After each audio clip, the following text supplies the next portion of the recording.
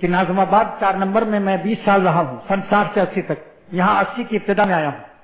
گلشن میں ایک شخص بہت ہی گنہگار تھا، چھوٹے چھوٹے لڑکوں کو لڑکیوں کو چھیڑتا تھا، اس کا کام ہی تھا نہ نماز نہ روزہ، بس ہر وقت بدماشی اور بدکاری، شراب۔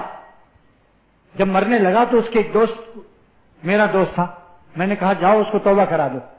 وہ گیا، کہا بھائی اب تمہیں ڈاکٹروں نے جواب دے دیا ہے، اب تم بچو گے نہیں، مر رہے ہو، توبہ کر لو۔ تو اس نے کہا کہ سب لفظ نکلتا ہے، بسکٹ، ڈبل روٹی، چائے، ہاسپٹل، ڈاکٹر، انجیکشن، سب لفظ نکل رہا ہے، مگر جو تم کہہ رہے ہو یہ نہیں نکل رہا۔ اب بتاؤ، اگر مسلسل گناہوں کی نحوست سے اللہ اتنا زیادہ غضبناک اور ناراض ہو جائے کہ تم توبہ کرنا بھی چاہو منہ سے نہ نکلے، تب کیا ہوگا؟ یہ واقعہ پرانے زمانے کا نہیں ہے، یہ اس زمانے کا ہے۔ یہ واقعہ میرا خود اپنا چشم دید ہوا، یہ اس زمانے کا ہے۔ اسی حالت میں اس کو موت آ گئی۔ لہذا گناہوں پر جری نہ بنو اور اللہ والوں کے پاس رہو۔